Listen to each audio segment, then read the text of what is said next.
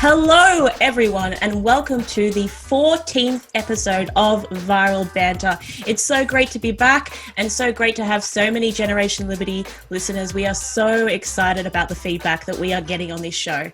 Today, we are joined by 4 regulars, so let's get this show on the road and begin with my always insightful and reliable assistant, Theodora. Hi, Renee. Thanks for having me on the show. Thank you for coming on again. And joining our crew again is our favourite medical student, Peumike. Hi Renee, great to be back on. Looking forward to an awesome show. And another friend from Monash University, some real talent coming out of that university despite the predominance of the left. We've got some great people coming from there. It's one of our favourite internet celebrities. It's Luca. Hi Renee, thanks for having me back on the show. It's going to be a good one. And mocking us Victorians all stuck inside, we have Chris Decker sitting out in the sun in Queensland. Welcome, Decker. Yeah, thank you. Thanks for having me. Yeah, it sounds beautiful there. I can hear the birds. I can see a tree. I can see the sun. It's like an old memory of the past, which I don't have access to anymore. So I'm glad for you, but I kind of hate you a little bit. Well, it's probably one of the most beautiful days we've had up here in a while, and it's a public holiday as well, so everybody's out and about. Yeah, it's a fun time. I'm glad I'm up here. Yeah, I wish I was up there too, so I hope you enjoy it. But today we are going to start talking with some of the biggest issues, and of course, that is going to be the selection of Kamala Harris as Joe Biden's running mate. So I'll start off simply by just asking you guys what you think of this selection. So I'll begin with you, Peumike. Well, politically, I don't agree much with a lot of what Kamala Harris has to say, but considering everything, she was probably one of the smarter choices by the Democratic Party for electoral success, or at least in their perspective, given the electorate's climate. The VP selection is quite a long and arduous process, and everything that we're thinking about, which would improve or worsen Biden's chances, they would have been thinking about as well. But although this time it wasn't based on state, it was definitely a decision based on what I think are 2 things. Appeasing and encouraging the Democratic base on one hand, and appealing to the swing voter. So how does Kamala appease the Democratic base, or at least in their view? And I think for that, it's primarily just identity politics, right? She's a Jamaican of Jamaican Indian descent. She's a woman, which the Biden campaign said from the beginning they were going to choose from to dissuade the Sanders voters. So there wasn't any backlash with the decision. And she's a Californian senator, so a lot of Democratic money there. But how does she appeal to the swing voter? Well, she's very tough on crime and criminal justice reform. She appears stronger than Biden. She can debate well and attack well, that we saw during the primaries. And she's younger, albeit 55 years old. But she's not perfect. And the Democrats and the Republicans know this very, very well. She's tough on crime, but obviously that's not going to go down well with the Black Lives Matter movement and defunding the police. And she's a reminder of the crisis in Democratic-led cities at the moment. And at the end of the day, all of this will come down to where the focus of the Trump presidency will be. And I watched the Looking Forward podcast by the IPA the other day, where you, Renee, and Chris were talking about this. Will the riots be the focus? And if so, what of that will the voters' minds be on? But if it's on the failures of the coronavirus and the Democratic campaign makes a focus of that, then it'll be a completely different ballgame, I would assume. Yeah, I think you made some really interesting points there. I do find it slightly ironic that they chose a woman who'd said when she was, in the primaries for the presidential run to be the candidate, said that she was proud of her record as a prosecutor and that she would be a prosecutor president when we have such a large majority of the, well, not a large majority, but a good portion of Democratic voters and also Democratic members coming out in favor of defund the police, which is really, really odd, those 2 things kind of playing off each other. I do think you're right in their motivations that they did choose her to try and put forth a more tough on crime kind of perspective. But But Luca, do you think that really they can balance out that they are tough on crime when there's other members of the Democratic Party who are, even denying that these riots are violent or that they're even happening at all? Yeah, I just don't think that it's going to be a tenable position to hold. Considering the current climate now, if it is the riots, as Peumike brought up, if it is the riots that become the focus, it just seems like it's not going to be a very good position for them, because Kamala, well, yes, she's proud of herself as being a prosecutor and being tough on crime. And it's like, well, yeah, but we also want to defund the police. So how are you going to reconcile the two positions? And really, I think it might end up just being riding that wave of, she's got a certain amount of melanin and she's a woman, and therefore please vote for her. We want your votes, because representational democracy doesn't exist anymore. It's only if the person has the same melanin content as you do. So that I think is probably going to be what the wave of support that's going to be behind her, and whether or not they're able to deal with the defund the police and BLM movement, we'll have to wait and see. Yeah, I agree with you there. Decca, I know you're particularly passionate about Kamala Harris's history. Can you give us your perspective? Yeah, well, I think I thought that she was probably one of the worst choices, personally. And I'll delve into that, but I think that was entirely why I knew the Democrats were going to pick her. I mean, it's just it's an awful campaign blunder. They could have picked a number of women vice presidential candidates. They didn't even need to pick someone who was in the primaries if they didn't want to. But kind of delving into like her policy background, I just think it's just the worst time to pick her. Perhaps 4 years ago she might have been a great choice, but at the moment, a big reason that Hillary Clinton kind of lost was she was just not getting the young voter turnout. And if you're young voters, your young establishment voters in Democrat cities and Democrat hubs across America are all up in arms about Black Lives Matter and Antifa, and then you have someone who's responsible for in a big way, in my opinion, for their record incarceration rates for victimless crimes, long harsh sentences for low level offenses. Then it's that kind of history is just at odds with what your younger voters want. You might get the rusted on voters who want tough on crime, but that's not really the flavor of the month, or the flavor of 2020, I guess. So it's I just think it was an awful choice. They could have picked, if they needed to pick a woman, they could have picked a number of better vice presidential candidates.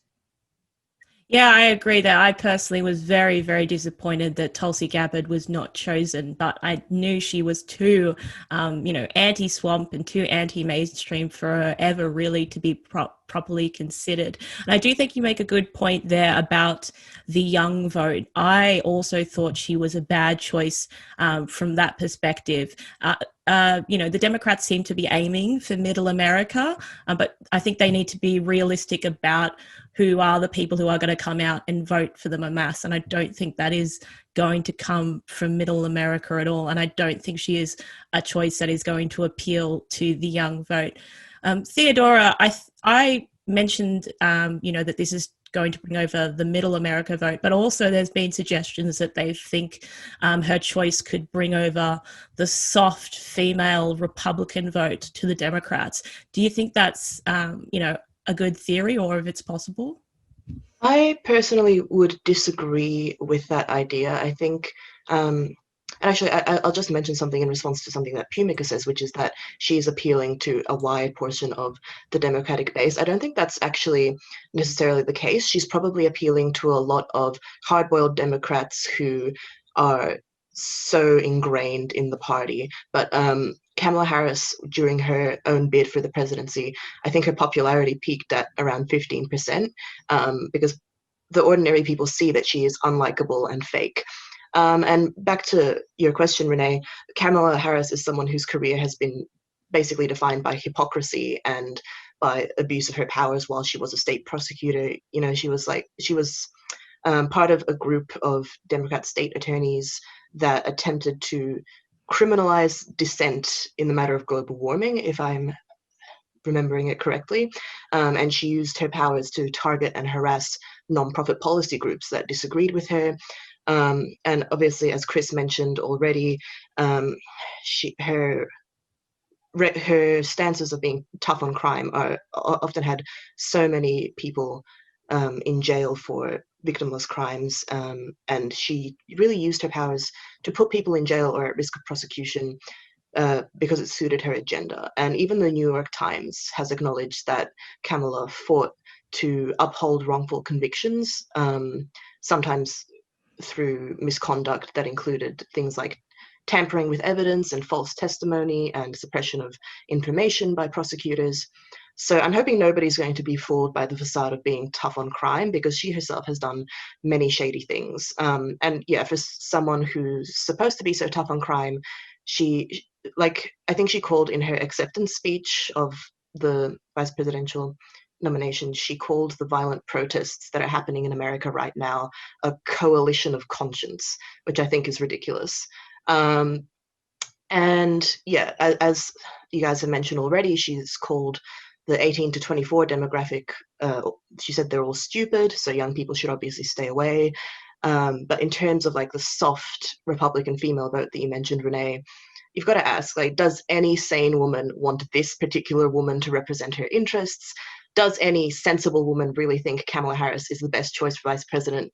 You know, if anything, I think women should consider it an affront that Biden went down the identitarian route of picking a woman for the sake of her gender and background and came up with Kamala Harris, who is a deceitful, hypocritical, corrupt figure who lost her moral compass the minute she went into politics. I really enjoy your passion there, and I particularly like the point about hypocrisy. One of the things that really annoyed me about her was she has a record of imprisoning over 1,500 people for marijuana possession and marijuana law breaks. And then in an interview, when she was asked if she had ever taken it in her life, she gave like a little giggle, as in a kind of implying that she had taken it herself, which is the height of hypocrisy. I think it's one rule for me and another rule for thee. And actually Obama did very, very similar things where, you know, he was still going down the, you know, war on drugs line, but then goes on late night shows. And when asked whether he did take illicit drugs, he said yes. So could you imagine if you were a parent at home and your child had been imprisoned for a very small drug infringement and you were being robbed of your child, and then you're seeing the leader who's, you know, enforcing these laws giggling that they did it too? I think that's absolutely disgusting. And I think if Trump is smart, he will tap into some of that hypocrisy to try and win the young vote back. And it seems weird, but some of those Bernie bros are really, really, really annoyed about what's happened. And some of them actually put Trump second after Bernie. So there could be a swing from some of those really, you know, disenlightened Bernie supporters in this election from the young. So that will be interesting to watch. But back to Australia. This week, Dan Tehan, the Education Minister, announced some changes to the HECS system. And many left-wing student groups are up in arms, particularly NUS. Theodora, can you give us a short outline of these changes, please? Yeah, so basically under this overhaul, any student who fails half of their first 8 subjects in their degree is going to lose access to a government subsidized place with the help loans. So this is going to affect first-year students, and organizations like NUS, the National Union of Students, have responded by saying this is an attack on students who come from a lower socioeconomic background, and it's elitist. But the thing is that a lot of these kind of responses are ignoring is that higher education institutions will be able to, if they can demonstrate that a student's performance was affected by exceptional circumstances, they will be able to maintain the student's access to funding. So overall, it's a move that's designed to, I think, motivate students to pick courses they'll actually do well in and want to be in, and stop students from signing up for degrees that they shouldn't actually be in.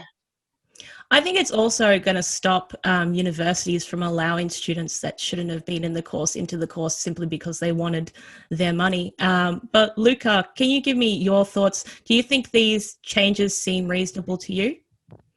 Oh, 100%. I think it's rather, for lack of a better term, diabolical that universities are taking in students who are blatantly not prepared for the course that they're going into. And it's just like, okay, well, you keep failing, you keep repeating, and we'll keep taking your money year by year by year by year, right? That just seems so like you're using students as a cash cow. And I think this is part of the problem with our higher education system in general. It's run like a badly run business because of the guaranteed income from students who are being let in by the dozen, far more than they should.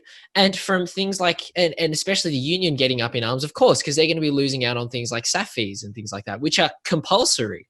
So what's happening is the government is basically saying, look, this is a wake-up call. You guys need to get your act together. And they're all up in arms going, well, hang on a minute, but what about my comfy chair that I haven't had to get out of for the past, 20 years or whatever? Right? The education system has become lazy, and it's become run like a business, and it's run like a bad business. And now that the government is giving them a wake-up call saying you guys need to get your act together and stop using students as guaranteed cash flow, and pick up the standards of your courses.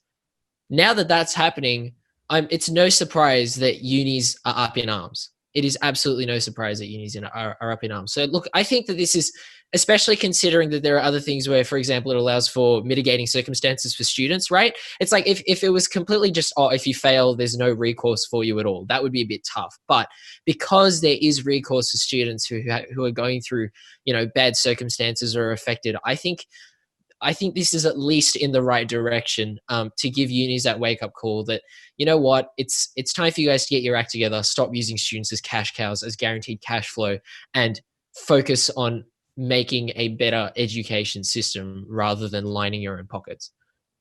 Yeah, I really agree with you there, Luca. And I think the problem is, it's running as a business in a market with no competitors. So that's become a major issue. But Peumike, what are your thoughts on these changes?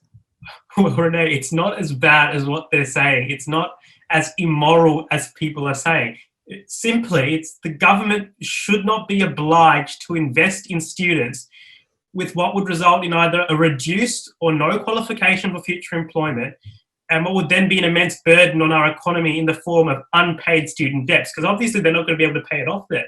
Not everyone needs to go to university. Not everyone should go to university. But like Theodora said, the NUS doesn't have to be too concerned.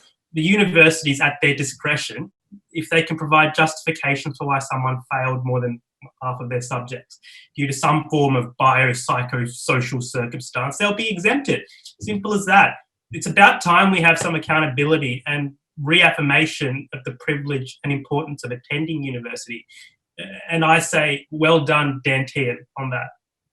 Yeah, I thought it was really funny that NUS and some of these left-wing groups were saying that this is an attack on poor students or attack on the working class. I'm like, what exactly are you implying by that? That working class students are more likely to fail? That they're more stupid? They couldn't even comprehend the idea that I actually think this could have a big effect on middle class students who are getting forced into a degree by their parents that they don't want to do and did sit back lazily and not do the job and failed. And they are just as likely to lose their funding as well. So the fact that they saw this purely as a working class issue, especially as someone from a very I would say lower than working class, because working class implies that your parents worked, background, that they thought this was going to detriment me more than others. Like, well, I can pass my subjects, so that's fine. I passed my subjects and I got through uni pretty fast. Decca, what are your thoughts on these changes? Yeah, I'm largely with Peumike. I don't think the changes are they're not as bad as they're being made out to be. Obviously I'm in favor of them. I think they should have existed.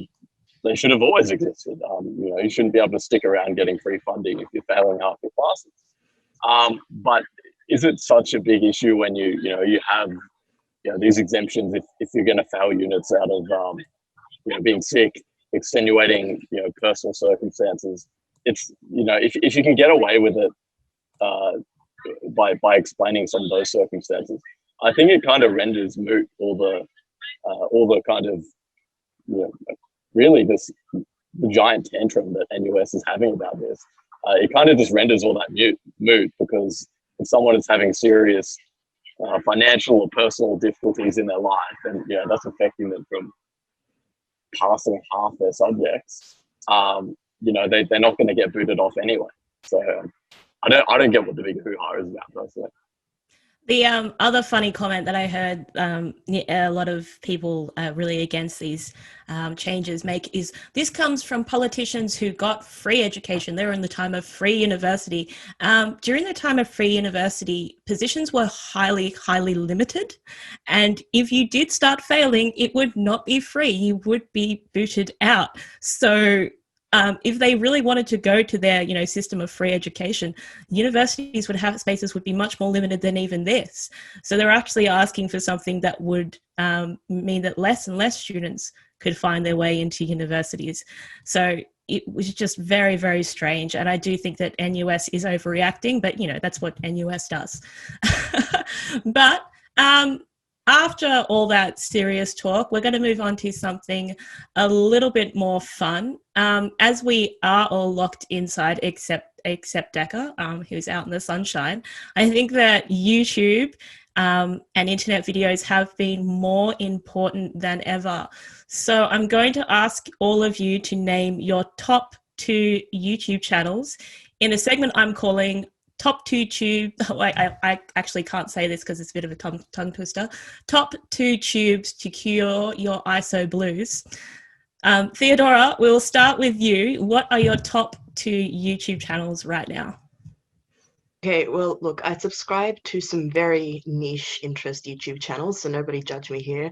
The first one I'm going to recommend is a YouTuber called Karolina Żebrowska, who's from Poland, and her videos are all about historical fashion, and she does these amazing breakdowns of films set in historical settings, and she tears them apart for their inaccuracies. And basically those videos are what get me through life most days. And the second choice I have is called Two Set Violin, which is the work of 2 Aussie violinists. They do everything from music-themed meme reviews to classical versions of pop songs, and they've even done a video where they review Ben Shapiro's violin playing technique, so I highly recommend that one.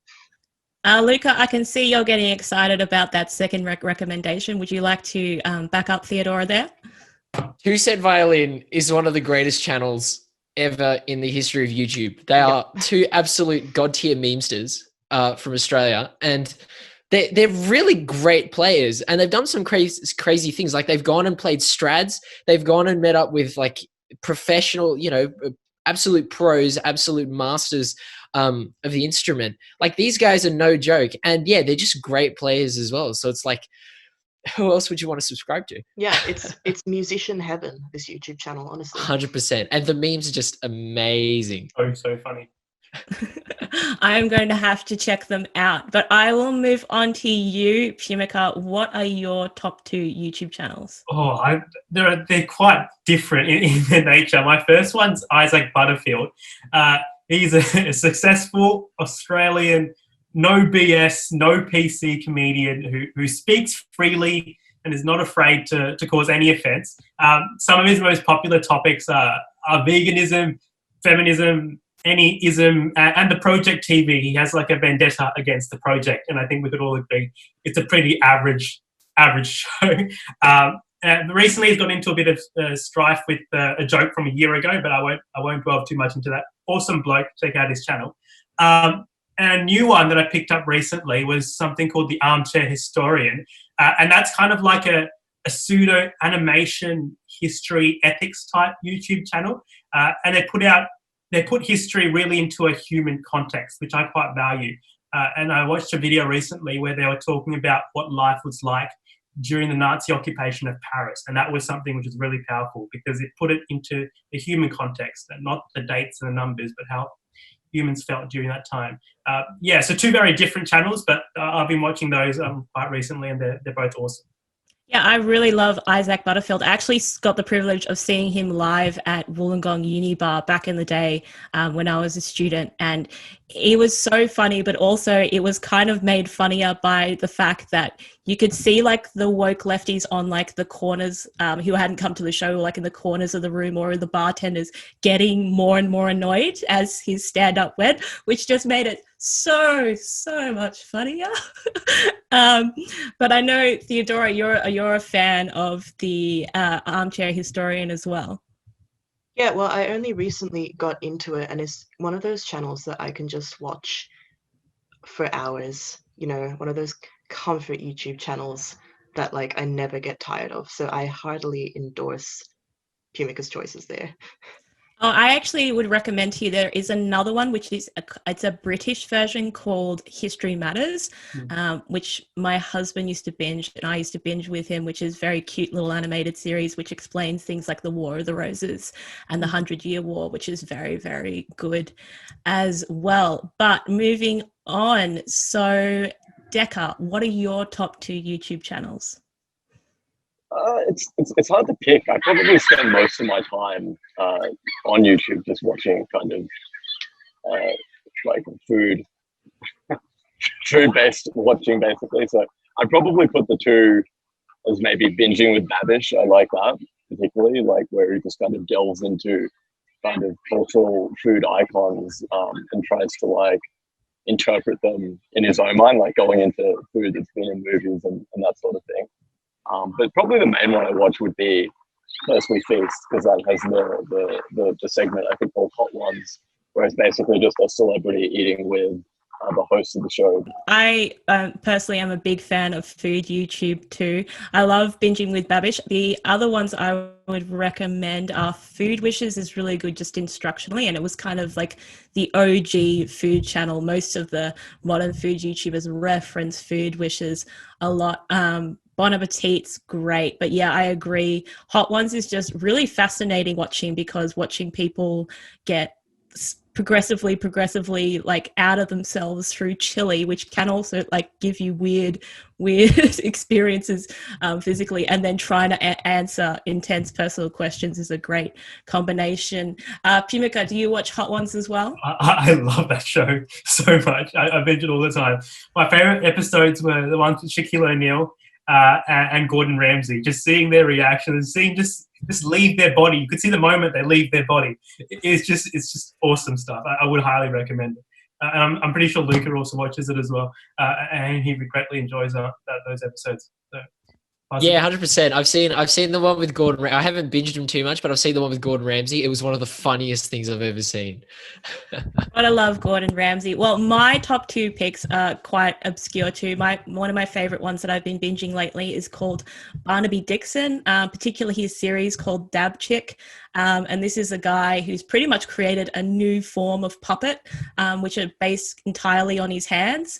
And he meshes that puppetry with also, he's quite a great musician, and he experiments with a lot of electronic instruments like synthesizers, and he also inspired me to buy an omnichord, which he has in one of his episodes and uses quite frequently, which is an electronic harp. But I think his stuff is super cool. And then my other one I have to say is my favorite is Fairbairn Films, which is like the most Aussie channel ever. 2 brothers in South Australia just getting up to mischief, doing silly sketches, which just always make me laugh. I know, Luca, that you've watched a little bit of Barnaby Dixon and Dab Chick as well. I sure have. You sent me a couple of those. They are absolutely hilarious. It's like a criminally underrated YouTube channel, I think. And is anyone here watched some Fairbairn Films as well? Too much. I love Fairbairn. They pop up on my feed every now and again. It's just so like quintessentially Australian. And the type of humour is like the Aussie larrikin humour that we've kind of lost in recent times. And it's good to see it come back. And it's just amazing stuff.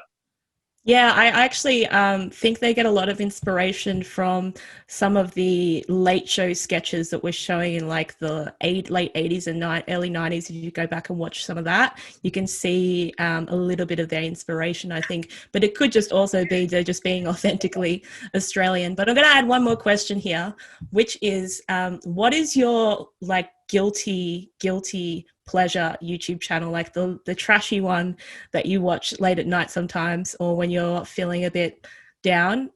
Theodora, do you have a trashy YouTube pick? Look, I know at Generation Liberty we hate BuzzFeed with a passion, and I hate them a lot, but the YouTube channel BuzzFeed Unsolved, where they go into like supposedly haunted houses and talk about true crime stories, I just find them very entertaining. I've seen like all their episodes, and they're fun ones to rewatch when you're procrastinating studying for an exam late at night. So that's my pick. But all other BuzzFeed is evil, I should clarify. Oh, I should check that out. I'm always into like a little bit of the paranormal and that kind of stuff. It's always very interesting to me. Luca, what's your guilty pleasure YouTube? Definitely Kitchen Nightmares. I love going back and watching the old British Kitchen Nightmares, which is so tame compared to the American one. Plus, that YouTube channel also puts up some really great memes from the show, because I know a recurring one is like Chef Mike, the microwave. It's definitely fun to just watch and see how Gordon Ramsay has kind of become more and more insane as time has gone on. It's definitely really fun to watch. Yeah, I'm a big Gordon Ramsay fan, and there's also a new one called it's Hotel Nightmares, where it's like not just a restaurant; it's the whole hotel. Yeah, Hotel Hell. Hotel Hell. That's good too. There's been nights where I've watched like just seasons of that show just with some friends. Just it feels like probably some of the most unproductive hours I've ever spent, but it's worth it. So good though. I really like Gordon Ramsay, and I think he's got the right attitude about life. Just straighten yourself up. He's like a chef yelly version of Peterson when it comes down to it. Peumike, what is your guilty pleasure YouTube? Oh, I'm not too sure about this one, but I'd probably say it's a weird one, but it's ABC News In Depth. And that's the channel which shows Media Watch. And I've only watched Media Watch to see what they say about the Gideon. I just see Gideon's responses and I just crack myself laughing whenever they start talking about it, because it's the most biased nonsense that you'll see on television. But it's just awesome to watch and just pinpoint all the points where there's just factual, illogical points. And it's just a lot of fun doing that. Yeah, I think I get that too. Decca, what is your guilty pleasure YouTube? I don't really know. I'm probably gonna have to just copy Theodora and say BuzzFeed Unsolved. Like, it is a really, really good show. Yes. It really kind of makes you wonder. It's just like just unsolved, creepy stories that really we're probably never gonna have an answer for. But it's just like the way they tell the story, and kind of go into hypotheticals. It's amusing. It's like, it's very dark, but it's very amusing. It's cynical, and that's ultimately who I am, I think. So that's probably, I spend a bit of time delving into old episodes of that if I'm trying to get to sleep. I am definitely going to have to check that out. I've been watching old horror classics before bed, and Zach thinks I'm crazy because he's like, "You're going to have nightmares," and I'm like, "No, I don't have nightmares." It's good to focus on other people's fears before you go to bed, and then your own fears don't creep up on you. But I think I actually have the most embarrassing YouTube guilty pleasure, which is I still can't go past the golden buzzer moments of America's Got Talent. Yes. specifically kids. They always like borderline make me cry, and I just love love watching people, like especially ones where you don't see it coming, who just come out and like amaze this audience of thousands of people. But I shouldn't feel too bad about this, because Jordan Peterson has admitted that this is also his guilty pleasure. So I can feel company in that. Theodora, I saw you nod. Have you watched this as well? Not only do I watch the recaps of the best golden buzzer moments, I actually watch like the entire seasons while they're on TV, and I'm not ashamed to admit it. They are a solid show, and I like the fake drama. Yeah. But if you've seen Two Set Violin, you've seen how they rip into all the musicians Yeah, well, that go on part of stage the as fun. well. That's part of the fun. You know, you watch the cringe of the musical performances among like the actual talent. Then you go and Two Set Violin and you see their reaction videos, and you're like, oh yes, a new reaction video where they complain about all the fake techniques and stuff. And if Simon Cowell's on the panel, that just makes it a whole lot better as well, because he just rips into everyone, even like the kids as well. Sometimes they do stuff up. So Simon Cowell is also a character. Yeah, but I also like when Simon Cowell kind of softens sometimes with like the really talented kids. He just gets like super emotional, and it's very, very cute. But yeah, that has got to be my ultimate guilty pleasure on YouTube. But I think we will wrap up the show there today. Thank you so much, guys, for coming on. That was a really great episode. So thank you to Theodora, Luca, Peumike, and Chris Decker for coming on to the 14th episode of Viral Banter. Thanks, Renee. Thanks very much, Renee, for having us on. Thanks, Renee. Thanks, Renee, for having us. If you are not a member of Generation Liberty yet, please go to generationliberty.org.au. You can join up for only $10 and you will get all the recent updates on this show, plus everything Generation Liberty, and an awesome goodie bag, including a free book, a bottle opener, and fun stickers featuring Jordan Peterson. It's really worth a lot more than $10 and definitely worth the membership to keep yourself in the loop and be part of the biggest and fastest growing youth liberty movement in Australia right now. So thank you so much for listening, and for now, make sure that you stay safe, stay happy, and stay free.